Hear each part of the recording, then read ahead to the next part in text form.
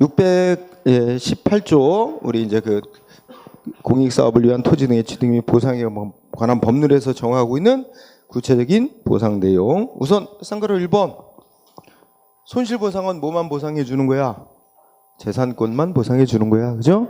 다만 재산권이란 거에 거기 쭉 뭐 이렇게 있죠? 눈으로 읽고 지나가. 자, 판례를 중시한다. 1번 판례, 특히 1번 판례.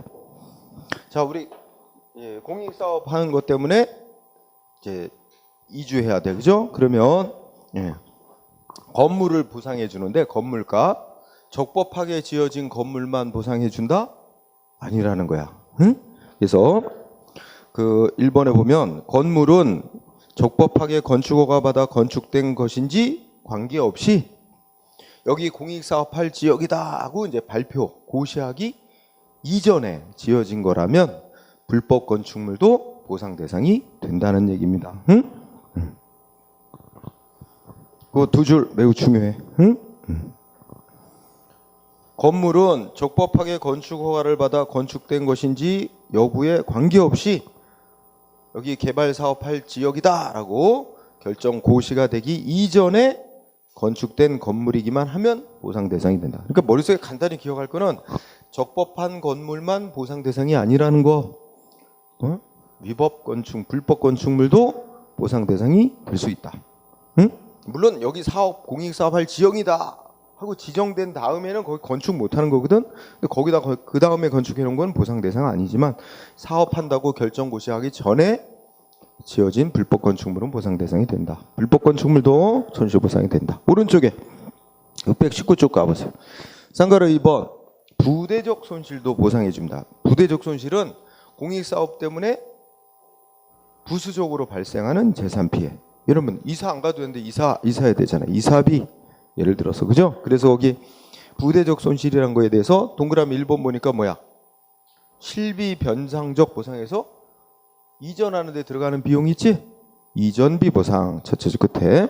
그 다음에 동그라미 2번은 뭐 영업을 못하게 된다든지 영업을 폐지하거나 휴업할 수밖에 없어서 생기는 뭐야?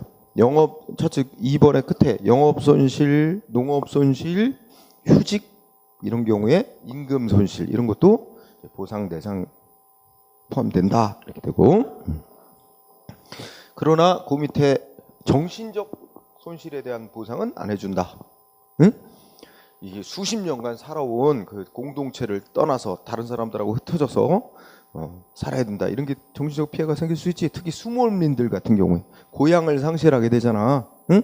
근데 그런 거는 보상해준다 안 해준다? 안 해준다. 그 다음에 쌍가로 3번 간접 손실 보상. 자 여기 뭐 많이 써놨지만 간접 손실 보상이라고 하는 거는 첫째 줄 보자. 공익사업 시행으로 인해 간접적으로 사업 시행지역 밖에 위치한, 여기 중요한 단어가 뭐야? 사업 시행지역 밖에 위치한 재산에 생기는 피해를 말해. 사업 시행지역 밖에. 그럼 원래 여기가 공익사업 시행지역이다 라고 이제 지정이 되면 이 안에 재산 피해에 대해서 보상해 주는 거거든. 그런데 이 재산이 이 밖에 있어요. 공익사업 시행지역 밖에 있어. 그런데 여기에 공익사업이 시행되는 것으로 때문에 재산 피해가 생기는 경우가 있어. 응? 그럼 여기가 공익사업이 예를 들어서 공항을 건설한다. 그죠? 그러면 여기에 뭐가 있나? 여기에 뭐가 있냐면 돼지 농장. 응? 근데 공항이 들어서고 비행기 뜨고 내리는 것 때문에 돼지들이 놀래가지고 뭐야?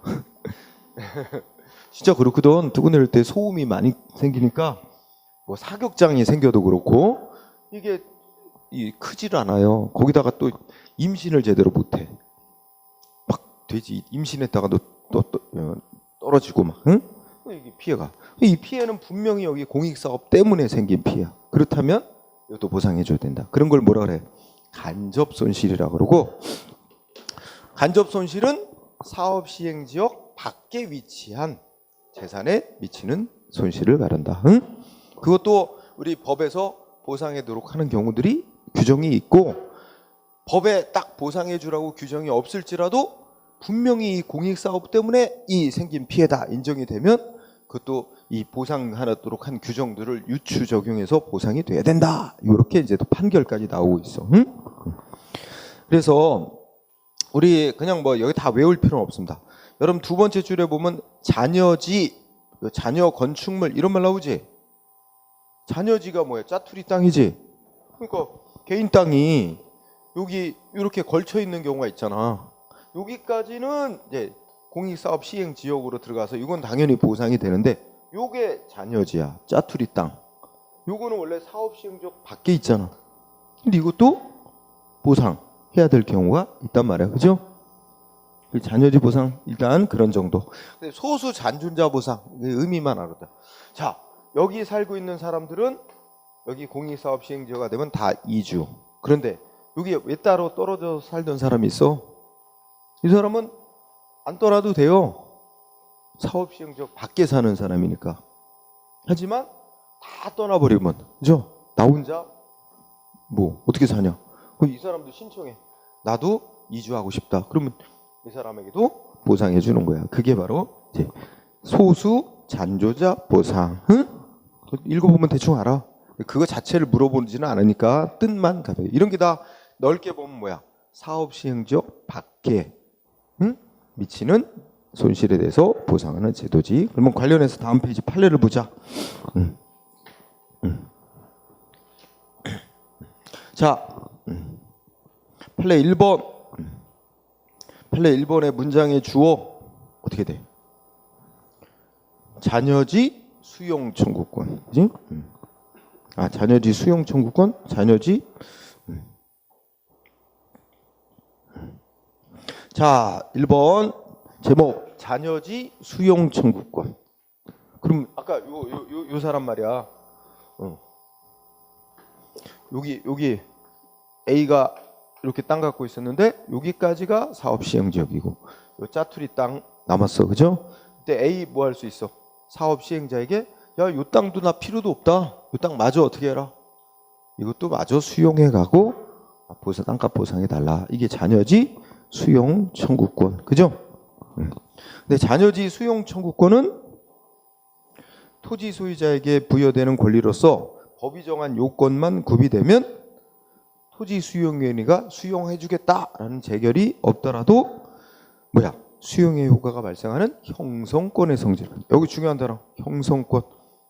그러니까 법이 정한 요건만 충족되면 토지 소유자 A가 A에게 A가 이거 수용해 달라 하고 신청만 하면 수용의 효과가 발생한대. 그러니까 보상 대상이 되는 거지. 자, 중요한 단어. 형성권의 성질을 갖는다. 그다음에 그러면 토지 소유자가 내 짜투리 땅 남은 것도 수용해 달라라고 우리가 순서상 이렇게 해야지. 사업 시행자에게 먼저 요구를 할 거야. 사업 시행자가 싫어, 거부했어. 그러면 어떻게 할까? 협상이 안 되면 토지 수용 위원회에다가 이제 뭐 수용 재결 신청이 들어갈 거라고. 그러면 뭐야? 그 토지 수용 위원회가 결정 내린 거에 대해서 승복이 안 될 경우 토지 소유자가 불복하여 소송을 하려면 무슨 소송을 해야 된대? 토지 수용인의 재결 가지고 항고 소송으로 싸울 게 아니라 이미 이 사람은 보상받을 권리가 생겼어요. 왜? 일방적으로 의사 표시만 하면 법이 정한 요건 충족됐을 때 내 땅마저 수용해라 의사 표시만 하면 바로 세제줄에서 형성권의 성질을 갖는다 그랬으니까 이미 수용이 된 거와 마찬가지야. 따라서 이미 땅값 보상받을 권리가 생겼다는 거야. 그래서 마지막 중요한 무슨 소송하면 된대? 보상금 증감에 관한 소송. 이거 아직 안 배웠겠지? 안 배웠을 수도 있어. 근데 보상금 증감에 관한 소송에 해당하여 사업시행자를 피고로 뭐 해달라고 청구하면 돼? 보상금 증액 청구. 그러니까 원래 땅값 요거에 대한 보상금에 더해서 요 짜투리 자녀지 땅값도 더 얹어서 보상해달라고 보상금 증액 청구 소송을 하래. 자, 우리가 키워드 연결하자. 자녀지 수용 청구권은 형성권의 성질. 내 땅 마저 수용해라. 요구하면 바로 수용된 효과가 인정. 응? 그런데 토지 수용위원회가 뭐 수용 못한다고 결정을 내렸다 하더라도 토지 수용위원회가 거부한 재결 갖고 취소해라 위법이다 이렇게 싸울 필요가 없이 바로 뭐 하면 된대? 사업 시행자를 상대로 보상금 더 줘 하고 보상금 증액 청구 소송을 바로 냅니다. 그래서 그 밑에 넷째 줄 잔여지 수용 청구를 받아들이지 않은 토지수용위원회의 재결에 대해서 토지 소유자가 불복하여 제기하는 소송은 취소 소송 같은 소송으로 항고 소송으로 싸울 게 아니고 뭐 해야 된다? 사업 시행자를 피고로 무슨 소송하면 된다? 응? 보상금 증감에 관한 소송이라 했으니까 토지 소유자는 증액을 청구할 거야. 보상금 증액 청구 소송을 하면 되는 거다. 응? 중요한 주제. 아니지. 이건 당사자 소송입니다. 응? 행정소송 중에 당사자 소송이라는 소송이에요. 보상금 증액 청구 소송. 자, 1번 꼭 알아두고. 자, 거기까지만 잘하면 됩니다. 그 다음에 2번 판례. 2번 판례도 최근에 어떤 시험에서가 문제 나왔어. 자, 이번에는 이게 땅이 아니고 건물이라고 하자. 응? 건물이라고 합시다. 역시 A의 건물이 이렇게 있었는데 A 건물에 이 경우는 A 건물이 이렇게 있다고 보자. A 건물 중에 일부가 사업 시행 지역으로 들어가서 포함돼 있어. 그래서 요거는 이제 수용되고 건물값 보상받겠지. 근데 여기 남아 있는 이 잔여 건축물, 이게 잔여 건물이야. 응? 근데 이 건물 소유자가 계속 자기 건물 사용하려고 해.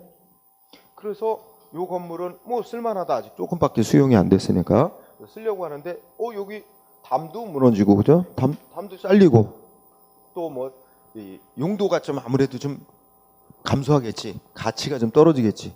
원래 이만큼 다 있어야 충분한 면적이라서 가치가 큰 건데 이만큼은 수용이 돼 버리니까 이 잔여 건물의 가치가 하락이 될 수밖에 없어요. 응? 이런 경우에 물론 이 A는 이 수용되고 여기 담 세우고 담장 설치하고 이런 거 다 보상 나와요. 보상 청구해서 받을 수 있어. 근데 그것뿐만 아니라 뭐야? 요 부분이 수용됨으로써 이 남아 있는 건물의 가치가 떨어졌다. 그 가치 하락한 부분까지도 보상 요구해서 받을 수 있다는 거야. 이 판결이. 응? 그래서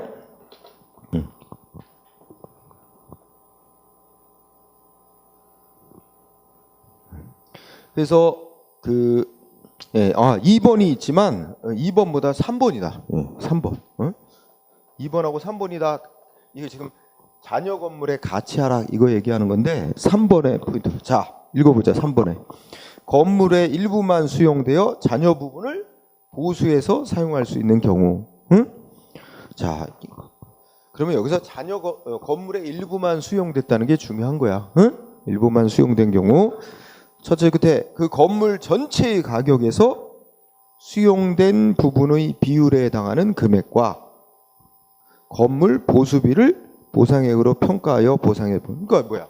지금 아까 얘기했잖아. 이거 수용된 건물 가격 보상받고 그 보수하는 비용 보상받고 이건 원래 당연한 건데 그것뿐만 아니라 모두 보상해 줘야 되는데 가치 하락된 거 이것까지 포함해서 보상해야 된다는 거야. 그래서 마지막 줄에 그 가치 하락까지 포함시켜서 보상해야 된다. 이게 포인트. 응? 자, 그 정도 하면 됩니다. 그 다음에 4번 판례, 5번 판례, 4, 5번 같이 묶어서 얘기합니다. 자, 4번은 아까 간접 손실 그 얘기했지? 자, 간접 손실이란 말 뜻 이해하죠? 그 사업 시행적 밖에 있는 재산의 간접적 손실을 발생시킨 경우 그 피해자와 사업 시행자 사이에 보상에 관한 협의도 안 되고 보상하라고 그러한 간접 손실에 대해서 법에 보상하는 규정이 있긴 하지만 그 문제에 대해서는 보상하도록 하는 규정이 없을지라도 어떻게 돼?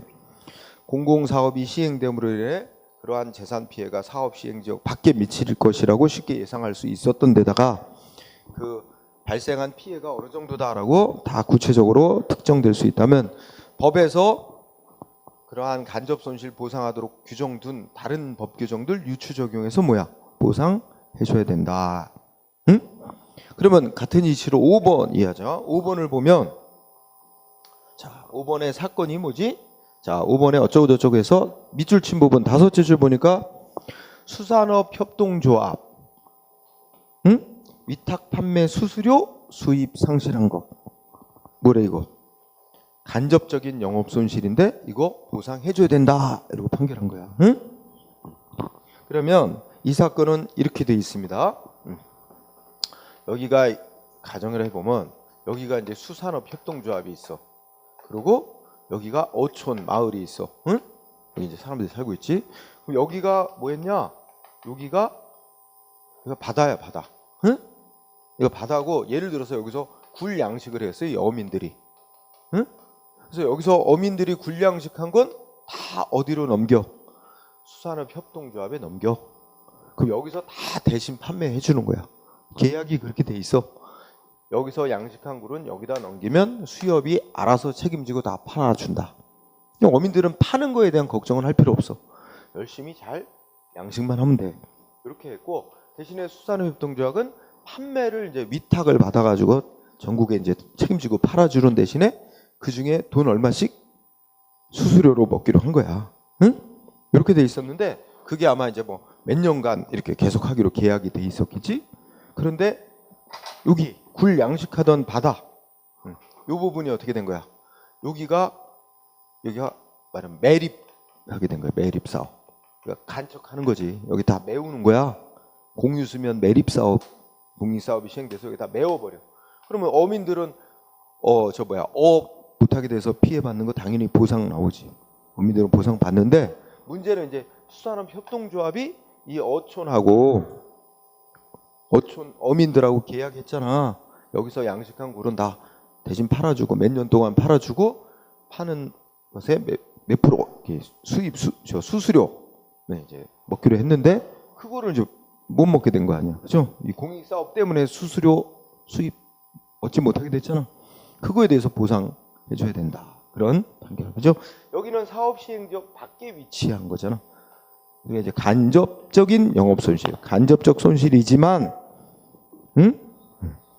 이것도 밑으로 내려가면 밑에 넷째 줄 헌법이 정한 손실보상의 대상이 되며, 관련 법에 이거 보상하도록 하는 명문의 규정이 없을지라도 이 공익사업 때문에 생기는 피해 이미 분명하고 그 손실의 범위도 어느 정도 피해 입었다는 게 구체적으로 특정될 수 있는 한은 법률에 다른 간접 손실에 대해서 보상하도록 한 규정 이런 걸 유추 적용해서 보상해줘야 맞다. 그래서 여러분들이 기억할 때는 키워드 수산업협동조합이 상실하게 된 위탁 판매 수수료 수입 상실된 거 간접적 손실로서 관련 법에 보상 규정이 없더라도 보상해줘야 한다라는 판결이다. 이렇게 생각하면 될 것 같아요. 자, 그 정도. 자, 그 다음에 622조 제4절 손실보상의 기준과 방법. 예. 자, 보상의 기준은 헌법이 정한 기준은 동그라미 1번 키워드 정당한 보상 밑줄 정당한 보상 지급해줘야 되네. 정당한 보상 해주라 그래. 정당한 보상. 그런데 너무 막연해. 도대체 어떻게 해주는 게 정당한 보상을 말이라는 거냐? 여기에 대해서 동그라미 2번 견해가 두 가지 있어요. 정당한 보상이란 공익사업으로 인해 생긴 재산상의 손실 전부를 다 보상해줘야 되는 거다라는 뜻이다 라고 해석하는 견해가 있는데 그걸 완전보상설이라고 그래. 또 하나의 견해는 야 그게 공익사업 때문에 생긴 재산 피해 전부를 다 보상해야 된다는 게 아니라 사회 통념상 상당한 수준의 정도의 보상이면 충분하다는 뜻이다 라고 해석하는 상당보상설이라고 두 가지 견해가 있어. 근데 우리 통솔과 판례는 어느 견해를 따른다? 동그라미 2번 두째 줄 통솔과 판례 뭐에 따른다고? 공익사업 때문에 수용된 재산의 객관적인 재산 가치를 완전하게 보상해줘야 된다는 완전보상설을 의미한다. 그러면 결국 키워드는 뭐야? 우리 통솔 판례는 어느 견해를 따른다고? 완전보상설을 따르고 있다.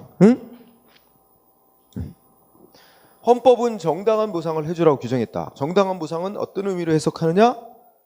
피해 입은 재산 가치 전부를 보상해줘야 된다는 완전 보상을 의미한다고 해석한다.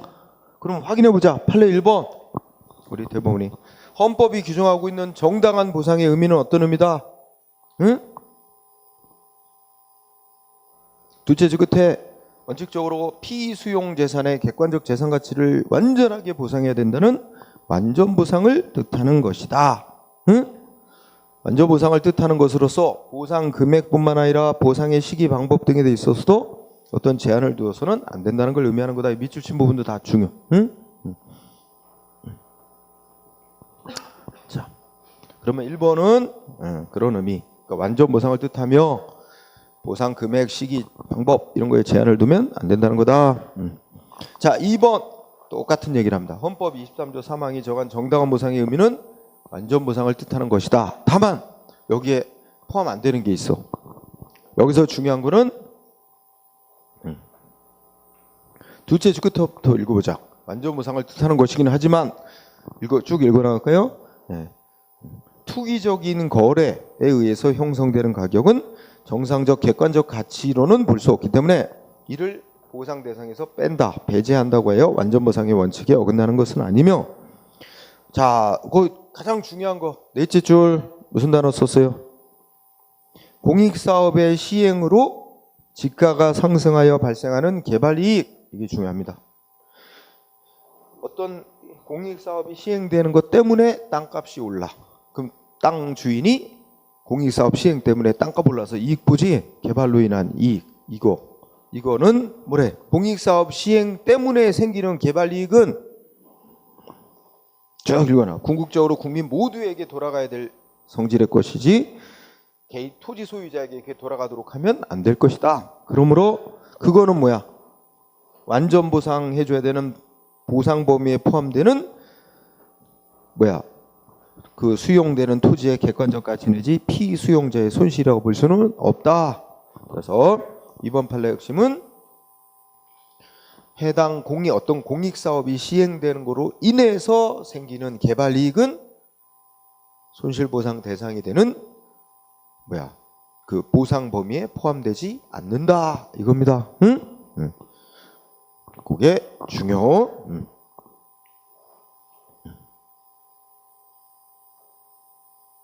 자, 일단은 이제까지 시험에 주로 나왔던 게 1번, 2번입니다. 응? 이 정도 비슷한 얘기들이 있으니까 넘어갑시다. 그 다음에 쌍거로 2번 3페이지. 자, 구체적으로 법이 정하고 있는 보상 기준을 보면, 자, 방가로 1번 시험에 잘 냅니다. 두 줄. 응?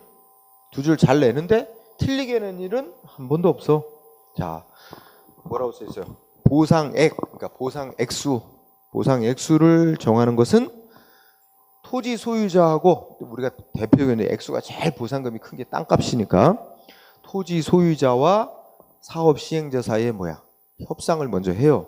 협상을 해서 합의가 되면 계약이 맺어진 거로 보는데, 그 협의에서 보상금을 정할 때는 협의가 성립될 당시에 가격을 기준으로 해서 보상액을 정하고, 토지 소유자와 사업 시행자 사이에 협의가 안 되면 이제 토지수용위원회라는 행정기관에 신청을 하거든. 거기서 이제 얼마의 보상금을 주는 조건으로 토지를 뺏으면 된다, 이렇게 결정하는데, 재결로서 결정할 경우에는 재결할 당시의 가격을 기준으로 보상금을 정한다. 일단 시험에는 자주 쓰이는 거야. 틀리게는 안 나오니까 그거 알아두고. 그 다음에 2번 아주 중요해. 2번이 조금 아까 판례에서도 읽었지만, 자, 보상액을 산정할 때 당해 공익사업으로 인하여 토지 등의 가격 변동이 있는 때. 그럼 첫째 줄 끝에 토지 등의 가격의 변동이 있는 때, 이런 말 있지? 그 위에다가 뭐라고 써요? 이런 걸 다른 말로 살짝 바꿔 표현하면 개발이익이라고 표현하면 돼. 응? 재산의 가격 변동이 생겼어. 개발이익. 근데 뭐 때문에 개발이익이 생겼대? 그 앞에 당해 공익사업으로 인하여, 이게 또 중요한 거야. 그러니까 그 장소에 그 공익사업이 시행되는 것 때문에 가격이 오르고 그랬어. 그죠? 그러면 이거 보상금액에서 빼야 된대, 포함시켜야 된대. 그럼 빼야 된다는 거야. 응? 이를 고려하지 아니한다. 응? 그러니까 보상금액 정할 때 그거 고려해서 포함시키면 안 된다는 얘기야. 고려하지 아니한다. 즉 뭐야? 다른 말로 표현하면 빼야 된다. 배제한다. 응? 포함하면 안 된다. 빼야 된다. 반면에 두 번째 줄, 이번에는 이제 법 규정은 그렇게만 써 있고 이걸 반대로 대법원이 또 판결한 사례가 있어. 반대로 말하면 둘째 줄, 해당 공익사업하고 관계없는 다른 사업의 시행으로 인한 개발이익. 응? 이거 중요한 말이지. 자, 뒤에 개발이익이 뭐 때문에 발생했다고? 해당 공익사업 때문에 생긴 게 아니라 다른 사업 때문에 땅값 오르고 이런 가격 변동이 생겼지? 그건 어떻게 해야 돼? 보상 금액 정할 때 포함시켜야 된다. 응? 이 둘을 잘 대비시키는 거야. 그러면 뭐 보상 금액을 정할 때, 보상 액수를 정할 때 이걸 포함을 시켜야 되냐, 빼야 되냐, 이거는 그 개발 이익, 가격 변동이 생긴 게 뭐 때문에 가격 변동이 생기냐, 이걸 꼭 기준으로 삼아야 돼. 응? 그래서 해당 공익 사업으로 인해 가격 변동 생긴 건 빼야 되고, 해당 공익 사업과 관계없는 다른 사업 때문에 가격 변동 생긴 건 포함을 시켜야 된다는 거예요. 보상액에. 응? 아주 중요한 겁니다. 즉 배제하지, 셋째 줄에 배제하지 아니한 가격으로, 이 말은 뭐야? 포함된 가격으로 평가해야 된다는 얘기죠. 응? 포함시켜서. 그게 중요. 그죠? 그 다음에 3번 땅값 보상금 정할 때는 첫째 줄, 우리 땅값은 보상 금액이 이제 제일 큰 건데, 땅값 보상금 정할 때는 3번에 뭘 위해서, 뭘 기준으로 보상금 정한다? 땅값은 정부에서 매긴 공시지가를 기준으로 보상금 정합니다. 응? 보다 정확히 말하면 표준 공시지가를 기준으로 보상금 정합니다. 응? 표준 공시지가를 기준으로. 근데 표준 공시지가를 기준으로 보상금 정하는 건 뭐 때문에 그렇다는 거야? 개발이익, 해당 공익사업 때문에 땅값 오르고 이런 거는 보상금에서 빼기 위해서, 개발이익을 보상금액에서 빼기 위해서 정부가 매긴 공시지가를 기준으로 땅값 보상금 매기도록 돼 있다는 거야. 응? 자, 왜 그러냐면 이거를 이제 여러분들이 그냥 조금 설명을 덧붙여 보면, 어디가 공익사업 한다 하는 게 미리 소문이 나요. 응? 보통. 응? 그러면 예를 들어 특히 이제 공익사업 하는데 뭐 저 이익되는 거 무슨 사업, 그러니까 예를 들어서 그러면 시청이 어디로 이사 온다, 그죠? 시청이 이전한데 이전한다는 소문이 나요, 소문이. 근데 정확한 위치 같은 건 아직 결정 발표가 안 됐는데, 여기 어느 지역에 예를 들어서 이렇게 사람들이 사용하는데 요쪽 지역이 어디로 시청이 옮겨올 거래 소문이 막 나. 그럼 여기에 예를 들어서 A 땅 갖고 있고, 응? B도 여기 땅 갖고 있어. 응? 그런데 원래 A 땅이나 B 땅이나 이 지역에 정부에서 매년 초에 다 땅값들 정한단 말이야. 응? 그러면 A 땅이나 B 땅이나 원래 표준 공시지가가 정부에서 매긴 땅값이 100원이라고 치자, 가정을 해봐. 응? 100원짜리 땅이었는데 이렇게 결정이 난 상태에서 이쪽 어딘가 시청이 옮겨온다, 소문이 나면 올라오면 좋은 거잖아. 시청이 옮겨오면. 그럼 어떻게 돼? 땅값이 올라요. 100원에서 오르기 시작하더니 예를 들어서 500원까지 올라 있다. 500원까지 올라 있는 시점에서 5배나 올라 있는데, 이때 결정이 났어. 시청이 옮겨온대. 응? 그러더니 어디로 옮겨온대? 여기로 옮겨온대. 딱 이제 결정 고시가 된다. 그런데 여기가 시청이 들어올 자리다라고 딱 범위까지, 경계까지 해서 딱 확정 발표가 났네. 그러면 어떻게 될까? A는 이제 그 땅 수용되고, 건물도 있다 그러면 건물도 수용되고 다 이사 가야지. 이주해야죠. B는 사업지역 밖에 있어요. 얘는 이주 안 해도 돼요. 그런데 지금 500원 땅값이 있죠. 그럼 이 500원으로 보상해 줄까? A 땅값? 아니야.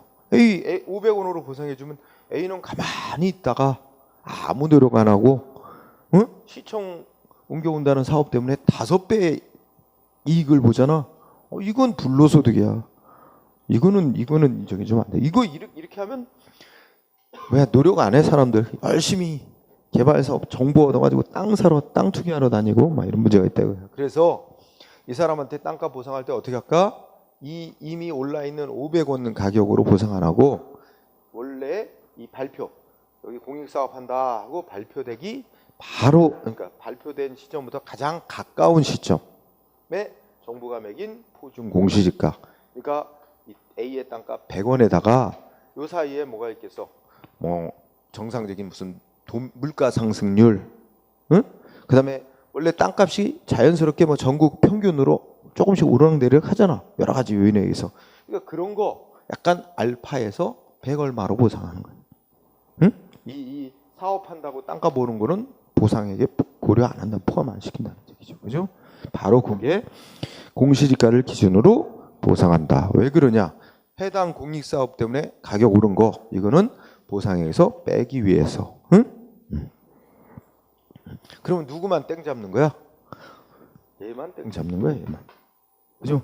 얘는 자기 땅값 땅 뺏기지도 않아, 수용당하지도 않고 시청에 들어와서 500원. 아마 더 오를 거야.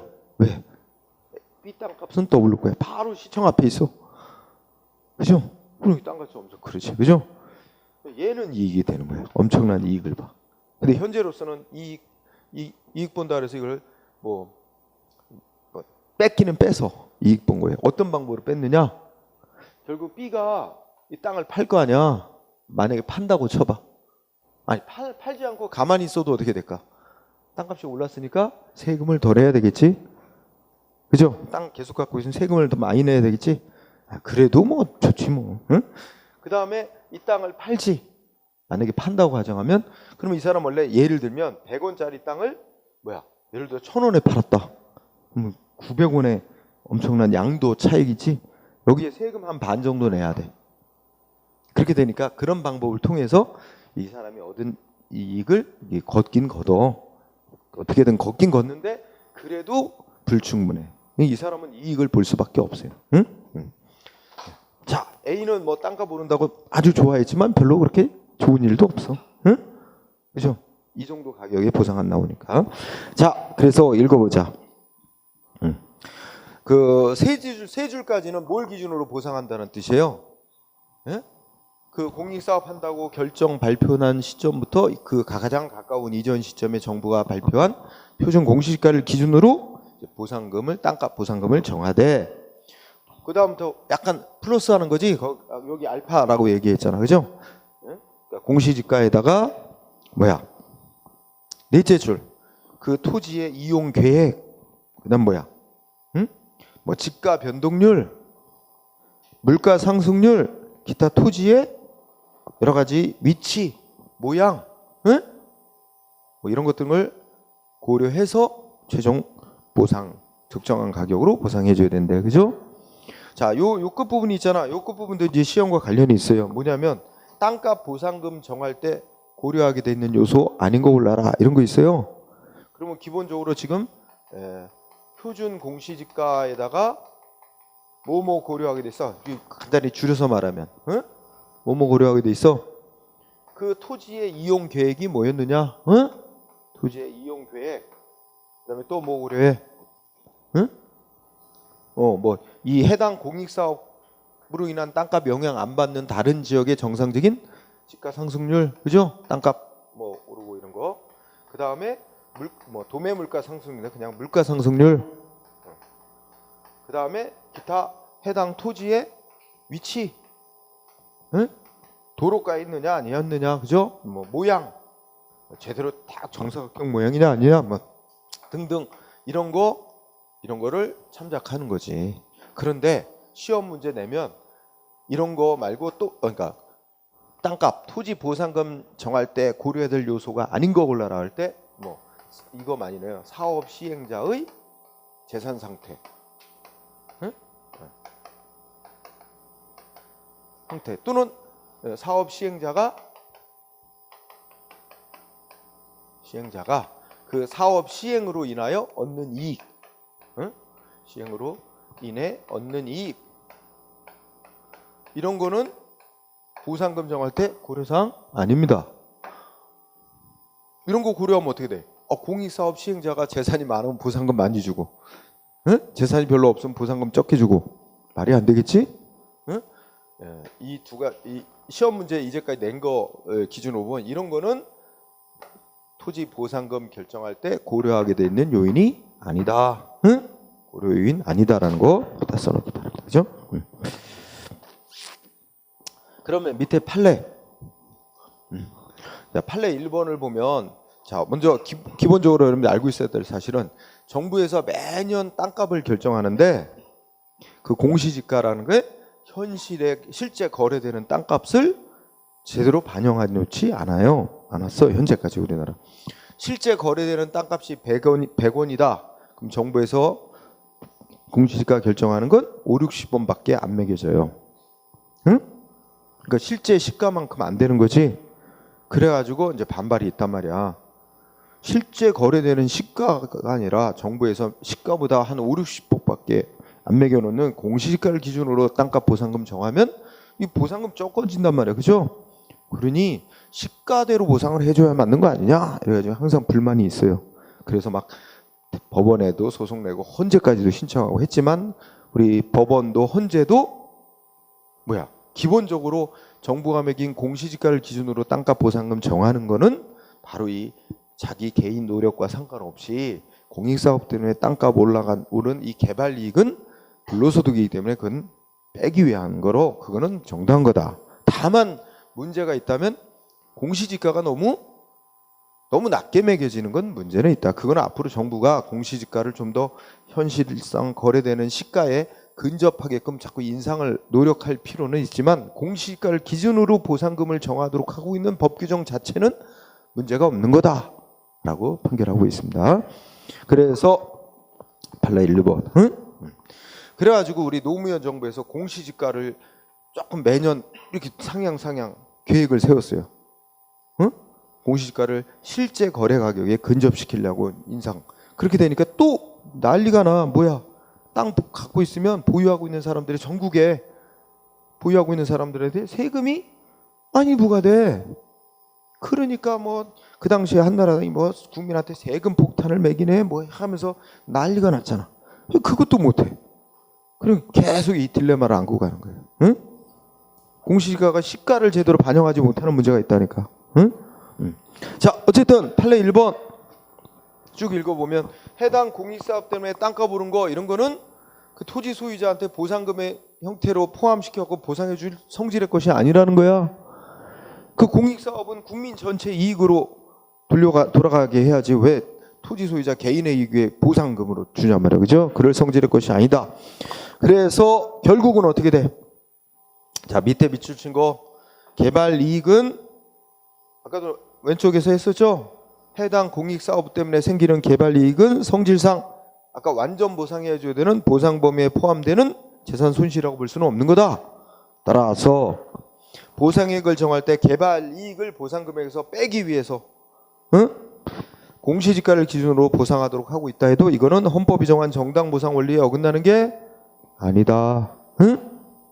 핵심은 토지 보상금을 정할 때 공시지가를 기준으로 보상금 정하도록 하고 있다 해도 헌법이 정한 정당 보상 원칙에 어긋나지 않는다라는 거고. 예. 자, 다음 페이지.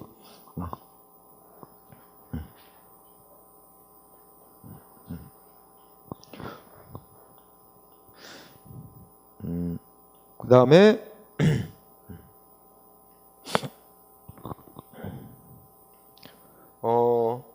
판례 이제 4번 볼까요? 4번. 예. 자, 4번 보면 읽어보자. 자, 땅값, 토지 수용 보상액을 산정함에 있어서는 해당 공공사업의 시행을 직접 목적으로 하는 계획의 승인 고시로 인한 가격 변동은 빼야 될까? 고려해야 될까? 고려하지 말아야 될까?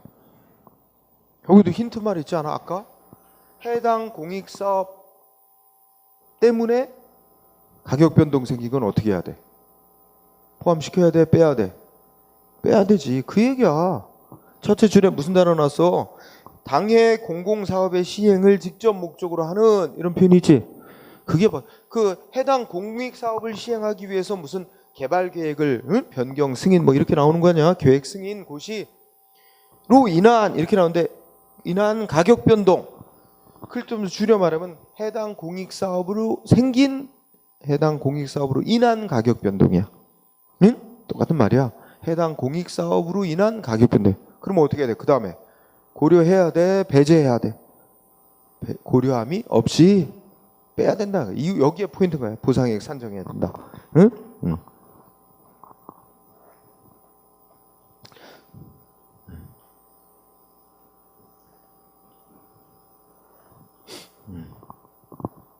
자, 그 다음에 그 5번 판례에서는 넷째 줄 끝에 두 번째 판례를 공부하자. 자, 땅 보상액, 토지 수용하고 그 땅값 보상액은 관계 법령에서 정한 바에 따라 산정해야 하는 것으로서 개별 공시지가를 기준으로 산정해야 되는 것은 아니며, 여기 우리가 아까 이제 땅값 보상금 정하는 기준은 표준 공시지가라는 걸 기준으로 한다 그랬어. 그죠? 표준 공시지가가 매년 초에 결정되면 시군구청장이 자기 시군구 안에 있는 개별 땅값을 또 결정 내리는데 그걸 개별 공시지가라고 하거든. 어쨌든 개별 공시지가를 기준으로 하여 보상금 정해야 되는 건 아니기 때문에, 그럼 법이 정한 바에 따라 표준 공시지가 플러스 이런 거 알파 해가지고 보상금을 정한 결과, 그 보상 금액이 해당 토지의 개별 공시가를 기준으로 이제 계산해 볼 때 보상금 결정하면 그것보다 훨씬 낮게 나왔다 하더라도 그 보상액 산정이 잘못된 것이라고 말할 수 없다. 응? 그 문장.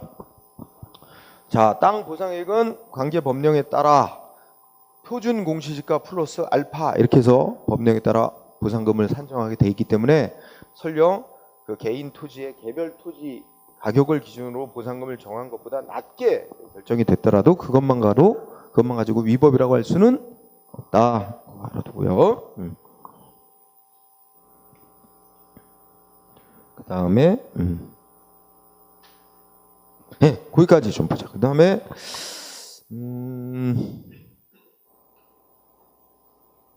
판례 중에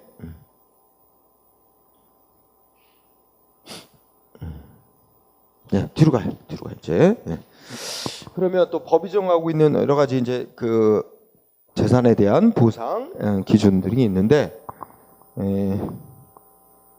6번. 저 626페이지에 중간에 방가로 5번 있죠? 5번 이거 다 법조문들입니다. 자, 5번의 제목이 뭐라고 돼 있어요? 건축물, 그다음에 인목은 뭐 서 있는 나무 이렇게 생각하면 돼. 서 있는 나무, 공작물, 기타 토지에 정착한 물건은 그럼 어떻게 돼? 예를 들어서 여기가 공익사업지구, 여기 A가 살고 있어. A 마당에 할아버지가 심어놓은 감나무가 큰 게 있어.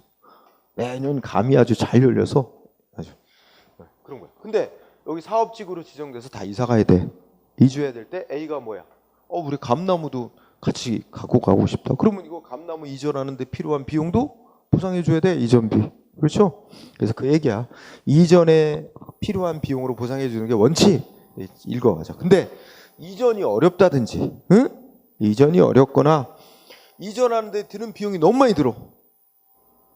감나무 값보다 이전비가 더 많이 든다든지 이렇게 될 경우에는, 또는 건물에 그러니까 이전을 하면 원래 목적대로 이용을 못하게 된다든지 이전비가 그 물건의 가격을 넘는, 이거 다 외울 건 아니고 이런 경우에는, 또 아니면 사업 시행자가 공익사업 하는데 내가 필요하다 해서 공익사업 시행자가 직접 사업에 사용할 목적으로 취득을 하려고 한다. 이럴 때는 어느 가격으로?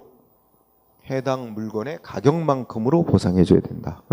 여기서 마지막 줄 당해 물건의 가격으로, 여기 한번 시험에 나온 적이 있습니다. 그죠? 그러니까 간단히 정리하면, 원래 이전을 하려고 그러면 이전에 들어가는 비용만큼 보상을 해줘야 되는데, 이제 이전하는 게 어려운 경우라든지, 이전하는데 비용이 너무 많이 든다든지, 아니면 공익사업 시행자가 직접 공익사업에 쓰겠다라든지, 이럴 때는 그 물건의 가격만큼으로 보상해 줘야 된다. 그런 얘기. 그다음에 농작물에 대한 손실 눈으로 읽고, 다른 것도 다 읽어봅니다. 읽어보고 10번에 포인트를 넣는다. 영업을 폐지 내지 휴업함에 따른 손실보상. 그죠? 제목만 보죠. 그러면 그 밑에 판례를 공부하려고 그래. 응? 야, 여기서 장사하던 사람이 이사 가야 돼. 이전해야 돼. 그죠? 그런데 여기서 영업을 폐지한다, 휴업을 한다. 어느 쪽이 보상을 많이 해줘야 될까? 여기서 영업하던 사람이 공익사업 시행되므로 인해 영업을 폐지, 이제 영업을 접는 거야. 폐지하는 자냐, 잠시 휴업을 하는 자냐. 어느 쪽이 보상금이 많을까? 폐지 쪽이 보상금이 더 많이 나오겠지? 그러면 폐지하는 경우로 볼 거냐, 잠시 휴업하는 경우로 볼 거냐. 이거 판단 기준. 그럼 이거 어때? 자, 이 사람이 A가 영업을 하던 사람인데 이 사람 여기 공익사업 한다고 이제 이전을 하는데 이 사람 여기 근처에 다른 데로 옮겨가서 여기서 하던 영업을 옮겨가서 다시 할 수 있어. 근데 이 사람 이참에 그냥 접자. 그리고 영업을 폐업을 한대. 그럼 이거를 뭐로 봐야 돼? 휴업으로 받고 그만큼 보상해 줘야 될까? 영업을 폐지로 보고 폐지하는 거에 해당하는 만큼 보상을 해줘야 되냐? 이거야. 실제로 여기 이전에서 다시 영업을 할 수도 있는데도 안 한대. 그럼 뭐로 본다? 폐지로 안 보고 휴업으로 보고 휴업만큼 보상해 줘. 자, 그럼 문장. 판례 1번. 첫째 줄 뭐라 했어? 영업 손실을 보상할 때 영업 폐지하는 거로 볼 거냐? 휴업으로 볼 거냐? 그죠? 이 기준은 뭐에 따른데? 응? 셋째 줄. 두 군의 다른 장소로 이전이 가능한지를 따지는 거예요. 이전이 가능한지, 가능 여부를 가지고 따져야지 실제로 이전했냐 아니냐가 아니라는 거야. 응? 뭐라고요? 이전하는 것이 가능한지 여부를 기준으로 삼아야 된다는 거야. 그렇다면 이전해서 예전과 같은 영업을 할 수 있는데도 이전이 가능한데도 그만둔다. 그러면 이건 뭐야? 폐지로 보지 않는다는 거야. 그건 휴업으로 봐야 된다는 거야. 그죠? 따라서 그 옆에다가 실제로 이전했느냐, 실제로 이전했느냐 여부가 아닙니다. 응?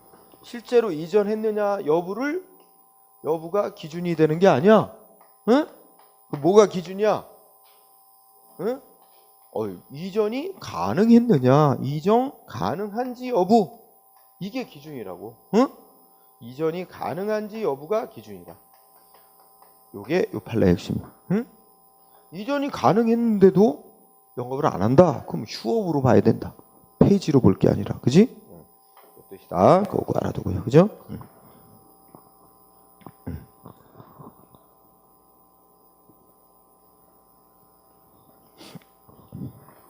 자, 일단 그렇게 보고 그 다음에 농업 손실 있고 12번 또 체크해야죠.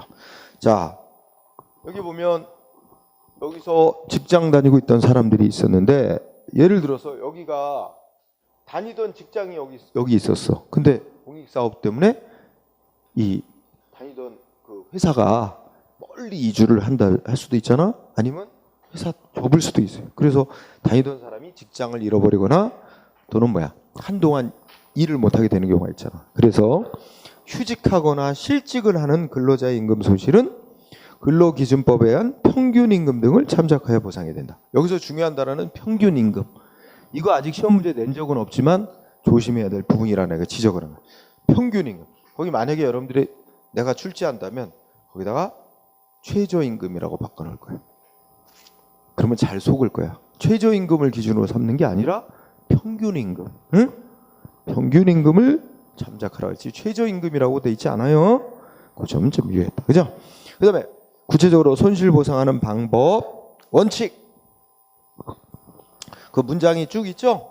자, 제목으로 보세요. 뭐라고 돼 있어요? 제목 말고 그 표로 봐. 누가 보상을 해주는 게 원칙이야? 사업 시행하는 자가 보상하는 게 원칙이야.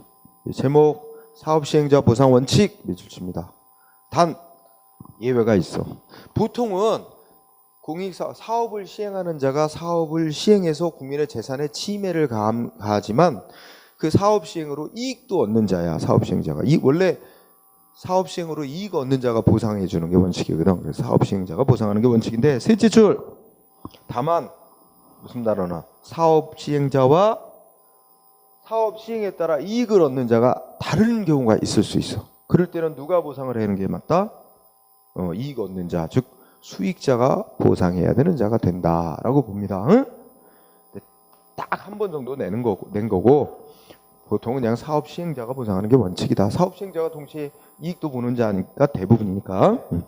그 다음에 보상금은 뭐로 주는 게 원칙이야? 현금, 즉 금전. 어디 가서든지 쉽게 쓸 수 있는 현금으로 보상을 해주는 게 원칙. 단 예외가 있습니다. 그래서 특별한 규정이 없는 한은 현금으로 보상이 돼 있죠. 그 다음에 보상금은 언제 주는 게 원칙이야? 사업에 착수하기 전에 보상금 먼저 주는 거예요. 사업 시행자가 사업에 착수하기 전에 그걸 뭐라 그래? 첫째 주 공사에 착수하기 전에 먼저 보상금 줘야 된다는 걸 사전 보상 원칙이라고 그래요. 그죠? 그 옆에 제목이 사전 보상 선불 원칙. 그 다음에 두 번째 줄 끝에 보면 또 뭐라고 돼 있어? 보상해야 될 금액을 전액을 보상해야 된다고 써 있어요. 법이. 그래서 전액 일시의 전액을 다 보상금 줘야 되는 게 원칙이다. 전액불 원칙이라고 써 있죠? 제목에. 그리고 셋째 줄에 보니까 원래 첫째 줄에는 공사에 착수하기 전에 먼저 보상금 선불로 먼저 줘야 되는 게 원칙이지. 하지만 또 예외 규정이 있어. 다만 읽어보자. 셋째 줄. 천재지변이 일어나서 토지 사용 시급을 아주 시간적으로 급박해 시급한 상태여서 개인 토지를 사용하거나 이럴 때는 후불이 가능해요. 여기서 중요한 단어는 먼저 개인 토지를 먼저 쓰고 사업 시행하는 자가, 왜냐면 워낙 천재지변이 났다는 데서 개인 토지를 사용하면서 복구 사업을 막 사고 방지를 해야 되고 이럴 때는 먼저 급하니까 개인 토지를 허락 없이 막 쓰고 그 다음에 나중에 보상금, 토지 사용에 대한 대가. 그래서 보상금 후불이 가능한 경우가 있어요. 그러면 그 셋째 줄, 넷째 줄은 천재지변 시 토지 사용 이거 하나 정도. 천재지변이 일어나서 개인 땅을 사용할 때는 그때는 먼저 토지를 사용하고 나중에 보상금을 나중에 줘도 된다. 후불. 그리고 그 밑에 판례. 나중에 보상금을 후불로 줄 때는 뭐 해야 돼? 이자도 줘야 돼. 지연이자. 이자 지급해줘야 된다. 이렇게 묶고. 그래서 원칙은 선불로 주는 게 원칙인데 예외가 있다. 다음 페이지. 제목은 개별불 원칙. 그래서 원칙적으로 어떻게 돼요? 첫째 줄 손실보상은 원칙적으로 토지 소유자나 관계인에게 개인별로 보상금 줘야 된다. 개인별로. 그러니까 재산을 소유한 자 개인별로 보상금을 따로 개인별로 지급해 줘야지 무슨 대표자 누구한테 보상금 주고 나눠주라 이렇게 하는 게 아니라는 거야. 개인별로 보상금을 지급해 줘야 돼. 이 통장에다 넣어줍니다. 개인별로 보상금 줘야 된다. 요 한 줄이면 돼. 그 다음에 일괄보상. 자, 일괄보상 법정 읽어보자. 사업 시행자는 동일한 사업 지역에 보상 시점을 달리하는 동일한 사람 소유의 토지 등이 여러 개 있는 경우 토지 소유자나 관계인이 요구를 하면 보상금을 일시에 한꺼번에 지급하도록 합니다. 보통 그냥 이 규정 그대로 그냥 지문을 사용합니다. 그러면 뜻을 이해해 보면 요걸 일괄보상이라고 해서 예를 들면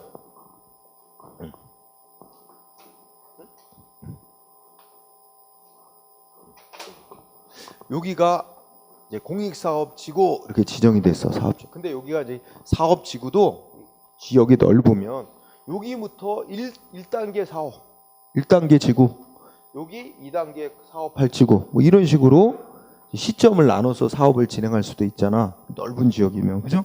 그럼 1단계 사업할 지구에 A 땅이 있고 2단계 사업할 지구에도 A 땅이 있어. 그럼 원래 1단계 사업할 때 A 땅값 보상해주고 2단계 사업할 때 A 땅값도 그때 지급해주고 이렇게 보통 이게 원칙이겠지. 그렇지만 A 입장에서는 땅값 빨리 보상받고 딴 데로 가서 빨리 땅 마련해서 뭐 하고 싶어. 그러면 어떻게 돼? A가 사업 시행자한테 1단계 사업할 당시에 이 땅만이 아니라 여기 있는 땅도 한 번에 다 보상금 지급해달라 이렇게 신청할 수 있다는 거야. 그렇게 하면 한 번에 지급해줘라 이렇게 되는 게 일괄보상. 그 다음에 사업 시행 이익과의 상계 금지 규정이 있습니다. 뭐라고 되어 있어? 사업 시행하는 자는 동일한 소유자에 속하는 일단의 토지의 일부를 취득 사용하는 경우 해당 공익사업 시행으로 인하여 잔여지 가격이 증가했거나 그 밖의 이익이 발생한 경우에도 그 이익을 상기할 수 없다. 그러니까 뭐 이렇게 얘기하면 되죠. 자, 여기가 개발 사업지고 근데 A 땅이 이렇게 있다고 치자. 그죠? A 땅. 근데 A 땅 중에 적은 부분 일부가 이제 수용이 됐어. 그런데 여기 이제 그러면 이 땅값 보상해주고 여기 뭐 담장 설치 등 공사 비용도 보상을 해주는데 어쨌든 이 사람은 이 땅이 이제 남겨졌고 이거 개인이 수용해달라고 요구할 수도 있지만 나 그냥 자기가 쓴대 개인이. 근데 이 A 땅은 여기에 무슨 좋은 시설이 들어왔어. 뭐 시청에 왔다네. 그러면 이 땅값 올라요. 그렇죠? 자기 땅 중에 일부는 수용이 됐는데 나머지 땅 이게 여기 좋은 게 들어와가지고 땅값이 팍 올라왔어. 그러니까 이 사업 시행자가 야 너 여기 뭐 시청 옮겨온다 좋은 게 들어와서 너 일부는 수용됐지만 짜투리 땅값 팍 올랐지 않느냐? 너 이익 받지? 그러니까 이익 본 부분 그 보상에서 빼고 보상해주면 안 된다는 거예요. 응? 그래서 사업 시행으로 인해서 나머지 땅 올랐다는 이유로 그 오른 거를 보상해서 빼고 그러면 안 된대. 응? 그죠? 동일한 소유자에 속하는 땅의 일부를 이제 수용을 했다고 쳐봐. 그런데 그 공익사업 때문에 남아있는 잔여지 가격이 올랐다라고 해도 그 오른 이익을 토지 보상금에서 상기할 수 없다. 응? 그 오른 이익만큼 빼고 보상해주고 이런 거 할 수 없다. 응? 응. 자, 요거 다 시험에 중요한 부분이야. 이 보상의 원칙에 대해서 보상 방법. 그리고 미리 공부하면 오른쪽에 629페이지 아까 현금으로 보상해 주는 게 원칙이죠. 하지만 법에서 예외 그 밑에 한 줄 무슨 방법이 있어? 채권으로 보상할 수 있는 경우. 그다음에 현물 보상 제목으로만 첫째 줄 예외적인 방법으로 보상금 지급하는 방법은 채권 보상 방법, 현물 보상 방법, 매수 보상 방법 등등이 또 인정되고 있습니다. 채권 보상은 몇 년 뒤에 이자까지 쳐서 보상금 주겠다라고 증서 주는 거고 현물 보상은 땅을 수용하되 다른 땅을 보상해 주는 방 다른 땅으로 대신 해주거나 건물을 다른 건물로 해주거나 그런 겁니다. 응? 응. 매수 보상은 사주는 형태로 하는 거야. 응? 네, 좀 하여튼 여기는 세세하게 할 필요는 없고 그렇게 있다는 거. 다만 여기서 채권 보상은 딱 하나만 더 해보자. 응? 자, 채권 보상은 동그라미 1번. 채권 보상은 누가 공익사업 할 때만 하게 돼 있냐면 사업 시행하는 자가 국가라든지 쭉 읽고 나갑니다. 사업 시행하는 자가 국가라든지 지방자치단체라든지 그 밖에 공공단체가 이제 사업하는 경우로서 사업 시행자가 이런 자일 때만 이제 채권으로 보상할 수 있고 또 구체적으로 토지 소유자가 원할 때 아니면 대통령령으로 정하는 부재부동산 소유자의 토지에 대한 보상금. 그러니까 부재지주란 말이야. 그 공익사업 지역에 실제 거주하지는 않으면서 딴 지역에 살면서 땅만 소유하고 있는 부재지주 토지 이런 토지에 대해서는 땅값의 1억까지는 무조건 현금으로 보상해 주되 1억을 넘는 보상금, 1억을 초과하는 보상금에 대해서는 채권으로 보상할 수 있다. 이렇게 됐어요. 자, 좀 길지? 그러니까 그냥 읽고 지나간 정도로 하고 결국은 동그라미 1번은 채권으로 보상할 수 있다. 이렇게 되니까 해야만 하는 의무사항은 아니지.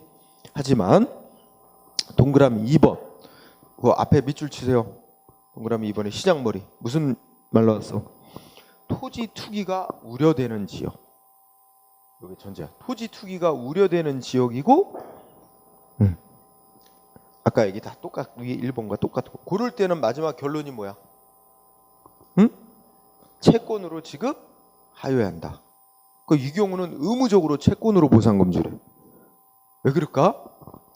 그럼 이게 당장 그 현금으로 바로 보상금을 주지 그 사람 어떻게 할 것 같아? 보상금 받은 사람 바로 주변에 또 뭐 땅 사고 막 합니다. 그러면 연쇄적으로 거기가 또 투기가 일어나고 막 이래요. 연쇄적으로 막 땅값 오르고 이게 어느 지역을 보상하면 보상금이 얼마 풀릴 것 같아? 막 수백조 원이 풀려요. 응? 그 땅 주인들 막, 응? 그 땅값 보상금 주면 수백조 원이 풀리는데 또 사람이 멀리 가서 사나? 그 주변 지역에 또 정착해 살아요, 보통. 그 주변 지역에 땅 사고 건물 사고 연쇄적으로 올라요, 땅값, 건물값이. 그러면 거기도 다 이게 이제 말하자면 투기가 또 일어나게 되고 계속 문제가 생기잖아. 그런 걸 막기 위해서 이제 현금으로 보상금을 안 주고 채권으로 보상금을 주는 거야. 응? 그래서 앞으로 이제 최장으로 하면 5년 뒤에 현금으로 이제 바꿔주는 거, 응? 이자 쳐가지고 5년치 이자 해가지고 그런 채권으로 주는 방법을 쓰는 거야. 근데 채권으로 주는데 당장은 어떻게 될까? 그거는 5년 뒤에 이제 이자까지 쳐서 보상금 받게 돼 있는 거지. 근데 그거 당장 현금으로 쓰고 싶으면 어떻게 될까? 팔어. 그 채권을 팔어. 그러면 예를 들어서 그 보상금이 5억. 그다음에 5년치 이자.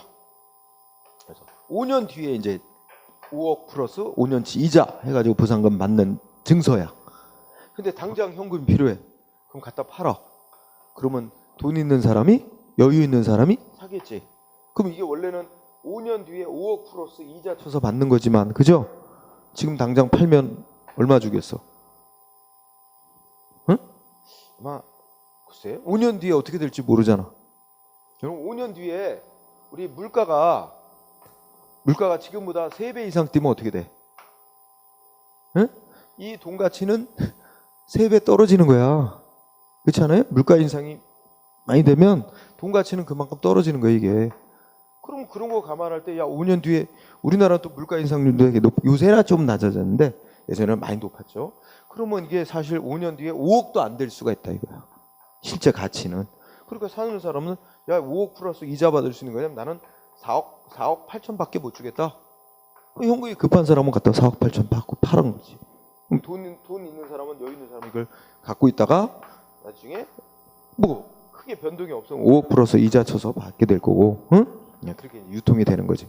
바로 이 점에서 처음부터 현금으로 5억 주지 않고 이렇게 주는 거는 이게 헌법이 말하는 정당한 보상이라고 할 수가 없다 등등 비판도 있어요. 하지만 현재는 시행되고 있다. 어쨌든 여기서 내가 채권 보상에서 간단히 얘기한 거는 일단은 앞부분에서 우리나라 현금으로 보상금을 주는 게 원칙이긴 한데 법에 의해서 일정한 경우에는 예외적으로 채권으로 보상할 수도 있고 현물로 보상할 수도 있고 등등 다른 방법이 허용되고 있다. 그중에 채권 보상은 채권으로 보상할 수 있다 하는 경우도 있고 채권으로 반드시 보상해야 한다 하는 경우도 있다는 거야. 응?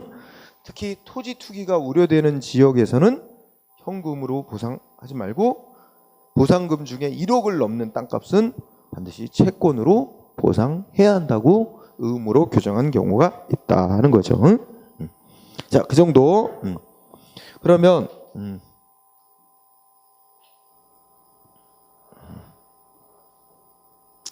자, 판례가 거기 1, 2, 3, 4, 5 있는데 4번 판례를 공부합니다. 4번.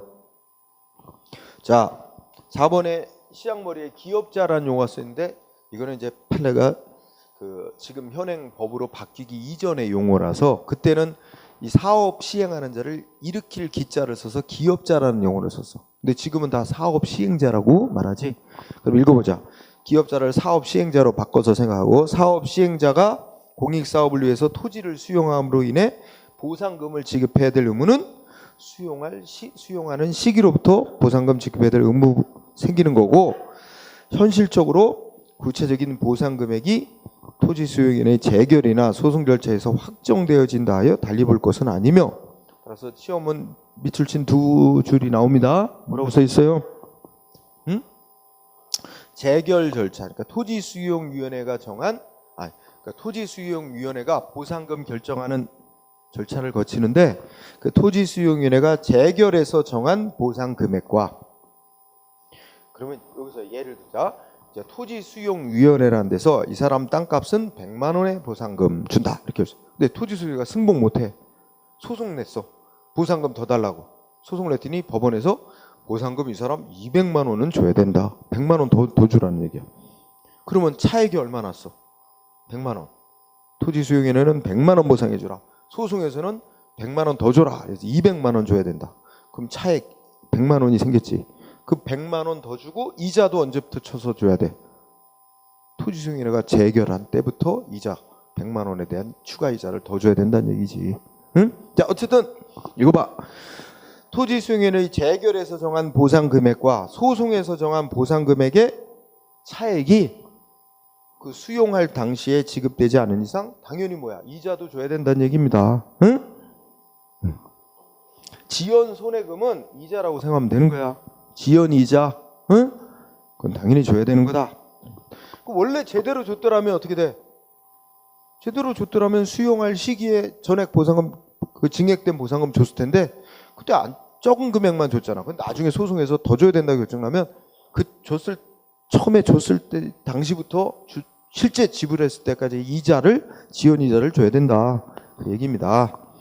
한번 보고 그다음에 뒤로 가. 자, 보상금 결정 및 불복 절차라는 주제가 있습니다. 그죠? 자, 상가로 1번. 자, 보상 금액은 자, 땅 소유자, 토지 소유자하고 공익사업 시행자하고 맨 처음에 뭐부터 시작을 하는 거야? 협상을 해, 협상. 내 땅값 얼마로 보상해 줄래요? 응? 그래서 자, 제목 당사자 간에 협의를 한다. 이 당사자란 건 토지 소유자와 사업 시행자 간에 협상을 한다는 거야. 보상 금액에 대해서. 이건 필수로 먼저 해야 됩니다. 협의를 먼저 해야 돼요. 필수적입니다. 이때 하나 공부해야 될 거 동그라미 2번입니다. 그러면 협상을 해서 합의가 된단 말이야. 합의가 되면 요 합의 맺은 거를 우리 학자들은 이걸 뭐로 봐요? 공법상의 계약을 맺은 거로 봐요. 근데 우리 대법원 판례는 사법상 계약을 맺은 거로 봐. 그게 중요. 동그라미 2번 끝에, 응? 둘째 줄 끝에. 자, 토지 소유자와 사업 시행자가 협상을 해서 합의가 맺어진 걸 우리가 협의에 의해서 맺어진 계약의 성질에 대해서 통설은 공법상 계약으로 보는데 반해 우리 판례는 사법상 계약으로 본다. 이거 중요한 논점. 응? 판례는 사법상 계약으로 본다에 더 중요한 거야. 응?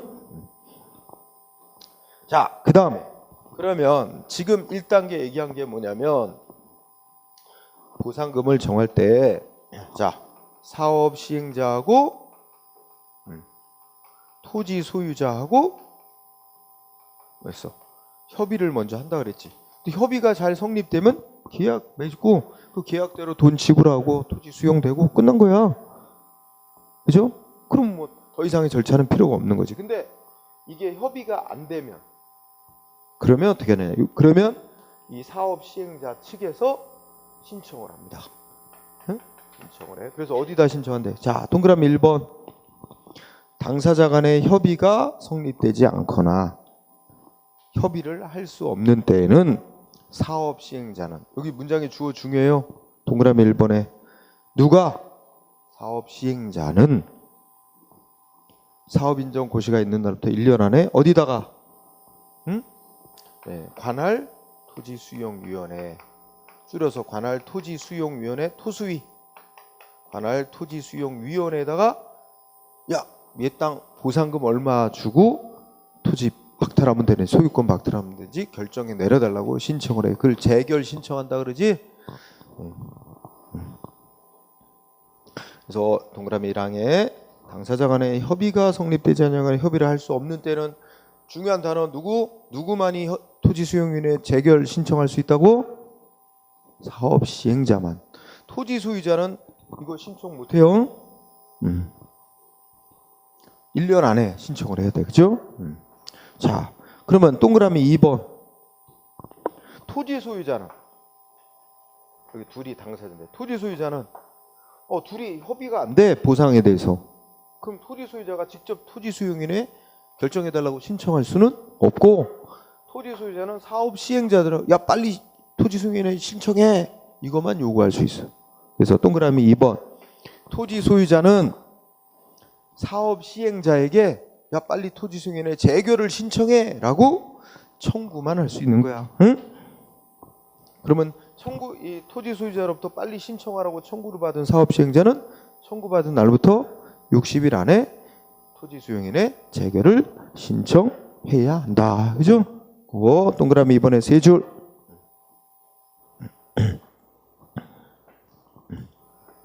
자, 그렇다면 결국 간단히 얘기하면, 자, 당사자 간에 협의가 안 됐을 때 토지수용위원회에 결정 내려달라고 신청할 수 있는 자는 누구만이다? 사업시행자만이다. 토지소유자는 사업시행자한테 빨리 신청하라고 요구만 할 수 있게 돼 있는 거지, 직접 토지수용인에 신청할 수는 없다. 이게 포인트. 그죠? 자, 그러면 631쪽에 자, 사망 그냥 읽어보죠. 사망 밑줄치 말고. 그러면 토지수용위원회는 사업시행자로부터 신청을 받았을 때는 지체 없이 공고한 뒤에 14일 이상 널리 열람하게 하고 조사 심리하여 14일 내에 심리를 개시한 날로부터 14일 내에 얼마의 보상을 해주는 조건으로 토지를 수용하면 되는지 결국 재결해야 된다, 이런 얘기지. 그냥 읽고 지나가요. 그러면 4번 토지수용위원회가, 예를 들어서 토지수용위원회가 A의, 이 사람 토지 소유자 A라고 하자. A의 땅 1,000만 원 보상금을 주는 조건으로 수용하는 거 결정한다. 그러면 자, 4번 토지수용위원회는 그런 재결 결정을 내리면 사업시행자는 수용 재결세 기재된 수용 개시일까지 보상금을 토지소유에게 직접 지급하든지, 토지소유자가 나 그 액수에 승복 못해 안 받아 이러면 어떻게 돼요? 법원에 맡깁니다. 공탁을 해놔야 된다, 이런 얘기고. 그냥 넘어가. 자, 5번도 읽어보고. 사업시행자는 수용 개시일까지, 개시일에, 그러니까 이게 보상금을 지급을 했거나 법원에 맡겨놓으면 어떻게 돼? 토지나 물건의 소유권을 취득하고 토지나 물건에 관한 다른 권리는 이와 동시에 소멸한다. 그죠? 자, 이것도 읽고 그 다음에 6번을 중시해. 동그라미 6번. 자, 토지수용위원회는 사업시행자, 토지소유자 또는 관계인이 신청한 범위 안에서만 결정을 내려야 돼. 원칙, 신청한 범위 안에서 재결해야 돼. 단 예외가 있어. 손실보상의 경우에는, 즉 뭐냐면 보상 금액 말하는 거예요. 손실보상의 경우에는 하는 의미 속에는 보상 금액에 있어서만은 뭐 할 수 있어? 알아서 증액 재결할 수 있다는 거예요. 직권으로. 말이 명확치는 않지만 신청한 범위 안에서만 보상금을 결정해야 되는 게 아니고, 보상금은 토지수용위가 알아서 이만큼 보상해주라 하고 직권으로 증액 결정 내려줄 수 있다는 얘기야. 다른 사항을 결정하는 건 다 신청한 범위 안에서만 결정을 해야 돼. 그러나 보상 금액만은 토지수용위가 알아서 야 이만큼 더 줘라 뭐 이런 식으로 알아서 증액 결정을 내려줄 수 있다는 거예요. 이게 이제 시험에 쓰인 적이 있습니다.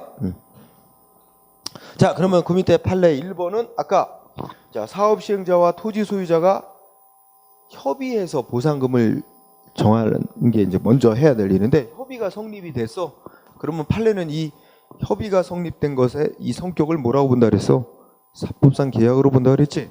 그래서 즉 1번 이 협의에서 성립된 이 보상에 관한 합의는 뭐라고 본대?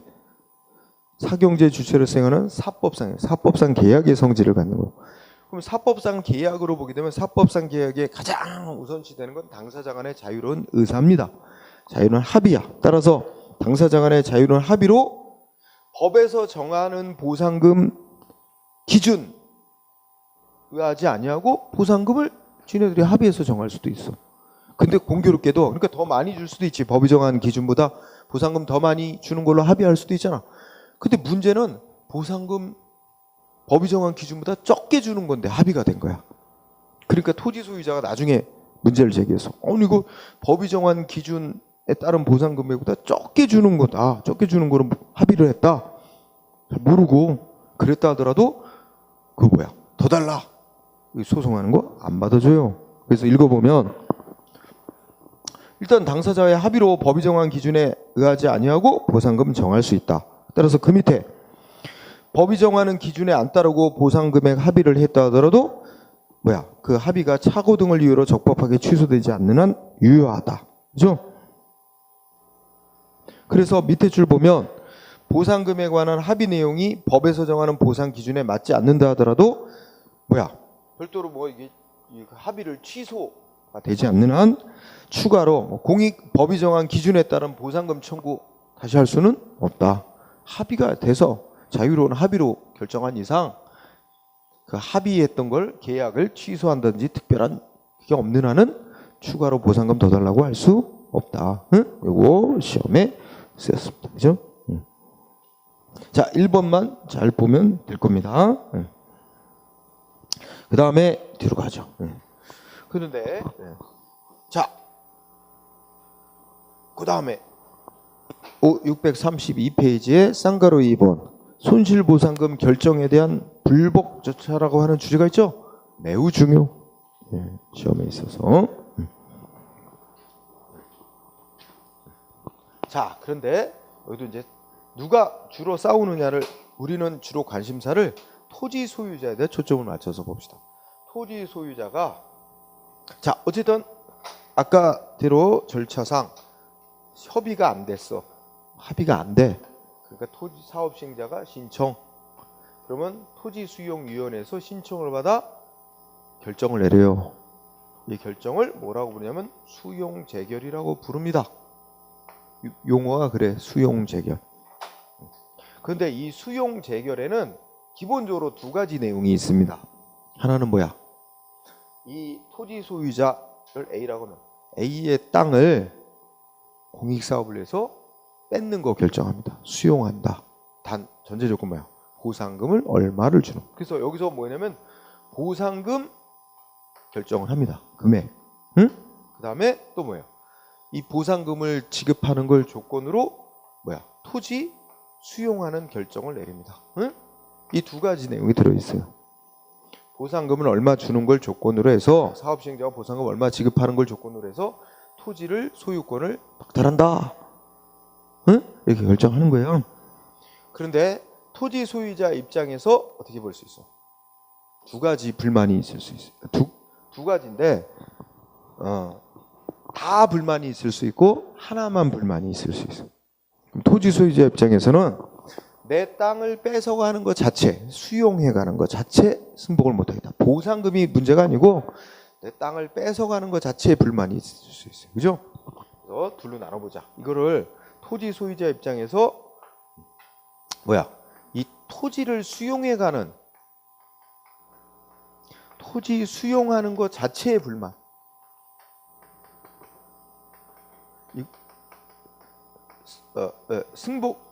불복을 한다 그랬죠. 그죠?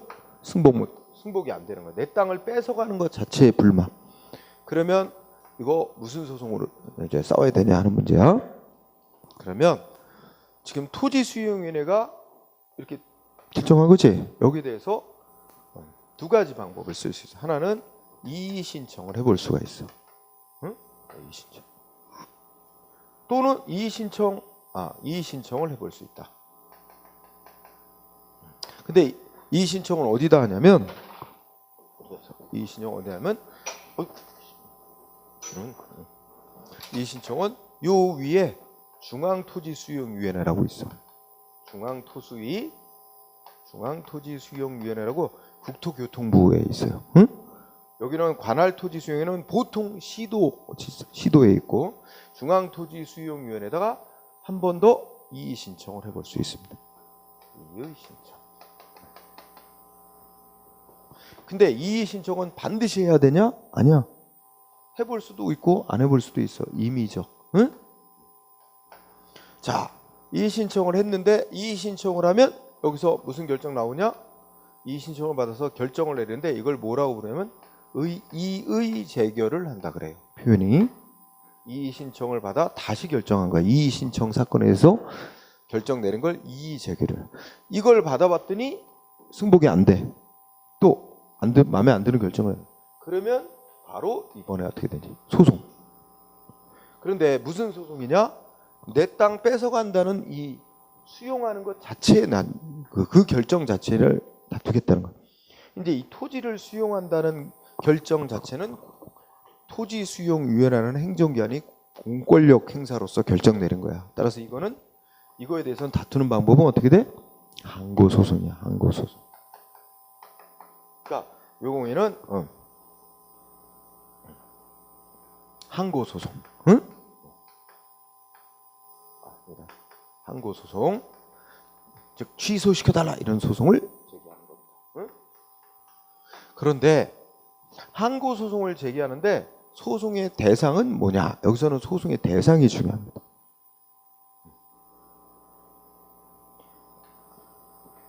여기다 꼭 이렇게 하지 말고 여기다는 이제 두 가지를 다 포함하기 위해서 행정소송을 제기할 수 있다고 하고, 그런데 요 행정소송이 두 가지 경우로 나눠진단 말이야. 그래서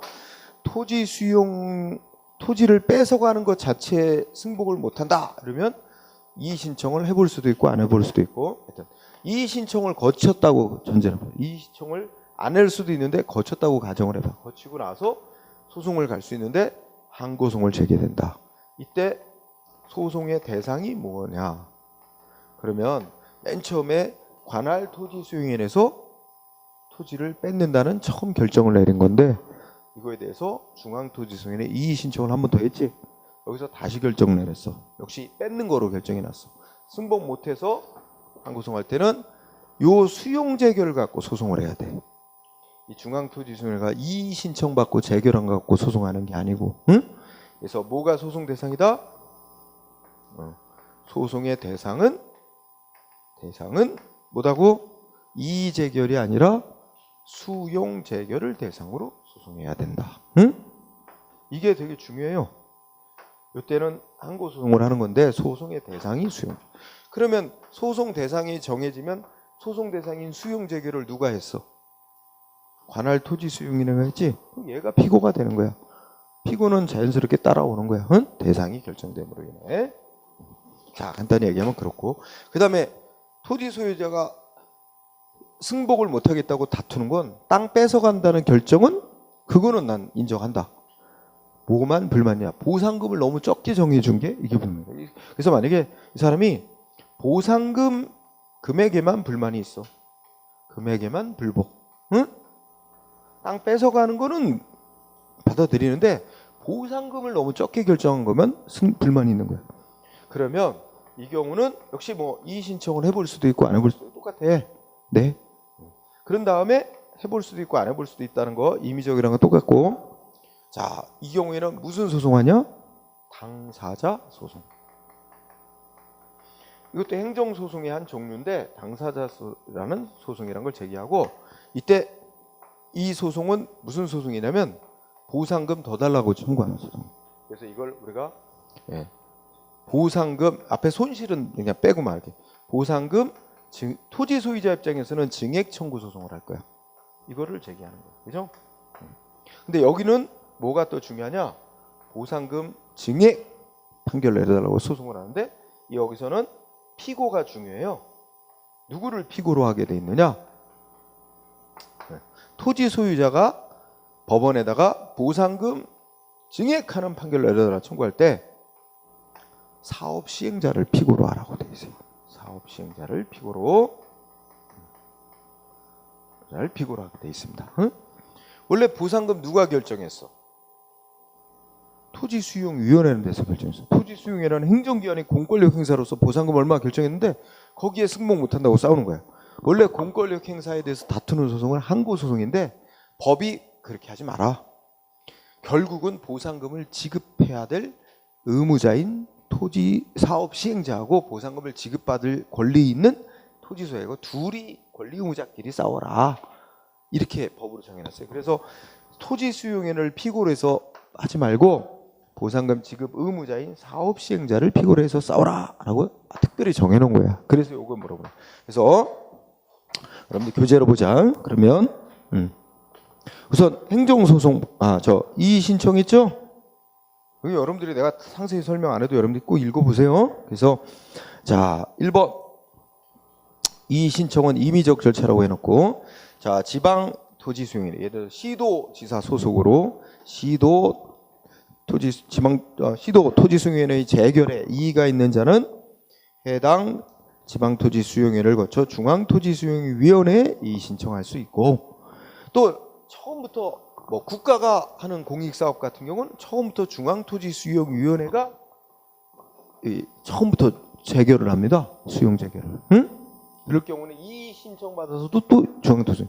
그러니까 국가가 행하는 공익사업 같은 경우는 여기 관할토지수용위원회가 시도토지수용위원회가 아니고 처음부터 중앙토지수용위원회가 되는 경우가 있어. 그래서 그런 경우를 염두에 두고, 예, 두 번째 끝에 처음부터 중앙토지수용위원회에 이제 신청하게 돼 있어서 중앙토지수용위원회가 재결한 것에 대해서 이의가 있는 자는 다시 한번 중앙토지수용위원회에 이의를 신청할 수 있다. 응?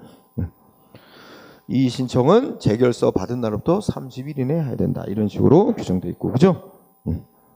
여기서 이의 신청, 여기서 말하는 이의 신청은 보통상적으로 이의 신청은 자기한테 결정을 내리는 행정기관에다가, 자기한테 조치를 한 행정기관에다가 다시 한번 심사해달라 하는 게 이의 신청인데, 여기는 그런 의미의 통상적인 이의 신청이 아니라 행정결정을 내린 상급기관에다가 신청을 하는 거라서 이거는 통상적인 이의 신청하고는 좀 다르게 무슨 성질을 띠는 거라는 거야? 상급기관에다가 재심사해달라고 신청하는 제도가 행정심판이야. 그래서 화살표. 여기서 말하는 이의 신청은 행정심판의 성질을 갖는 거다. 응? 그래서 나중에 공부할, 뒤에 공부할 행정심판법에 대한 특별 규정이다. 이렇게 얘기할 수 있는 거예요. 여기 보면 행정심판법에서 행정심판 청구하는 기간보다도 더 짧게 기간을 정해주고, 이거 다 특별법 규정으로 푸는 거예요. 자, 그 다음에 행정소송. 동그라미 1번 읽어둬야 돼. 사업시행자든 토지소유자든 재결에 불복이 있는 때는 행정심판 재결서 받은 날로부터 60일 안에. 그러니까 여기서 이의 신청 안 거치고 바로 소송 가면 어떻게 돼? 여기 이의 신청 안 거치고 바로 소송 갈 수도 있는데, 토지 수용위로부터 수용 재결서 받은 날부터 60일 안에 바로 소송 가든지, 아니면 이의 신청을 거치려면 수용 재결서 받은 날부터 30일 안에 이의 신청을 하고, 여기서 이의 재결서 나오면 이의 재결서 받은 날부터 30일 안에 소송 가고, 이렇게 돼 있는 거죠. 각각 소송을 제기할 수 있다. 이때 지금 이거 얘기한 거, 나눈 거 얘기한 거야. 넷째 줄에 뭐 했어? 뭐에 대한 소송은? 수용 재결에 대한 불복은, 이 말에 들어있는 뜻이 뭐야? 자기 땅을 뺏어가는, 수용해가는 결정에 승복 못하는 건 항고소송으로 싸우고, 내 땅을 뺏어가는 결정은 난 인정하는데 보상금만 불만이 있다. 그래서 보상금만에 대한 불복은 당사자 소송으로 다투는 거다. 이제 일단 그렇게 해놓고 동그라미 2번과 오른쪽에 동그라미 3번이 바로 그걸 다시 한번 부연 설명한 거야. 동그라미 2번에 수용 재결 자체에 대해서 다투는 거, 내 땅을 수용해 간다는 결정 그 자체에 대해서 다투는 거는 어떻게 돼요? 응? 셋째 줄이 핵심이야. 이거는 항고소송으로 다투게 되는데, 소송의 대상은 뭘 해야 된다고? 응? 셋째 줄, 이의 재결을 가지고 소송하는 게 아니라 수용 재결을 취소해달라고 청구해야 된다. 응? 셋째 줄. 그게 가장 핵심. 그 다음에 오른쪽에 3번. 이번에는 뭐만 불만이 있어 싸우는 경우? 응? 내 땅을 뺏어간다는 수용 재결은 받아들이는데 거기서 결정한 보상금만 불만이 있다. 보상금 증액 감액에 관한 소송. 여기서는 토지 소유자가 당연히 보상금 증액을 원하니까 증액 청구 소송을 하겠지. 그러나 여기서 수용 재결하면서 보상금도 정하고 토지 수용한다고 결정했는데 보상금이 너무 높게 결정됐다. 사업 시행자가 불만이 있을 수도 있거든. 사업 시행자도 소송할 수 있어. 근데 그때는 보상금 감액시켜달라고 소송하겠지. 그러니까 둘 다 묶어서 보상금 증액 감액에 관한 행정소송. 자, 보상금에 관해서 소송 제기하는 자가 토지 소유자일 때는 누구를 피고로? 응? 토지 소유자가 보상금 증액 청구하는 소송을 할 때는 사업 시행자를 피고로 해야 되고, 사업 시행자가 보상금에 관해 소송할 때는 토지 소유자를 피고로 해야 된다. 이렇게 돼 있다는 거야. 이게 규정이야. 요게 핵심, 그죠? 그 다음에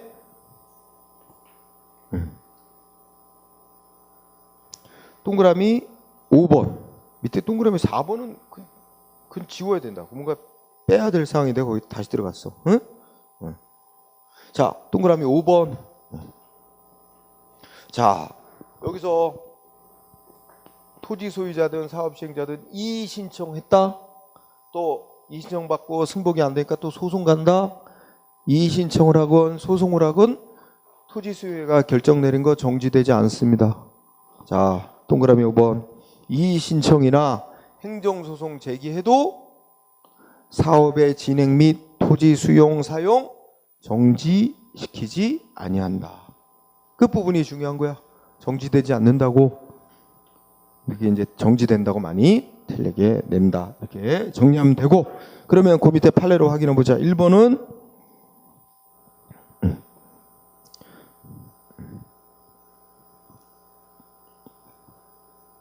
자, 첫째 줄 토지 수용에 관한 토지수용위원회의 수용 재결은 성질에 있어서 일반적인 행정처분과 전혀 다를 바 없는 것이므로 수용 재결이 무효인 경우는 재결 자체에 대해서 무효 확인을 소송으로 청구할 수 있다. 중앙 내지 지방 토지수용의 수용 재결에 불복이 있는 자는 이의 신청을 하고, 이의 신청에서 이의 재결 나왔는데도 또 불복이 있으면 뭘 갖고 소송해야 된다고? 응?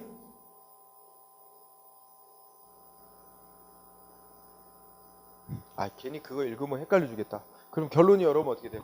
자, 수용 재결 받고 승복 못 한다고 이의 신청을 해서 이의 재결까지 받고 나서 소송 간다.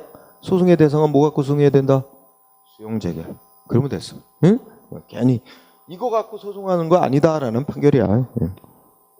그다음에 3번 토지수용위원회가 수용 재결한 것에 대해서 이의 신청하는 절차는 실질적으로 행정심판에 해당하는 절차다. 응? 따라서 토지수용법의 과거의 토지수용법, 지금은 이제 좀 법 이름이 바뀌었지만 그 과거 토지수용법에 특별한 규정이 따로 돼 있는 걸 제외하고는 일반법인 행정심판법 규정에 따른다. 응. 자, 3번. 예.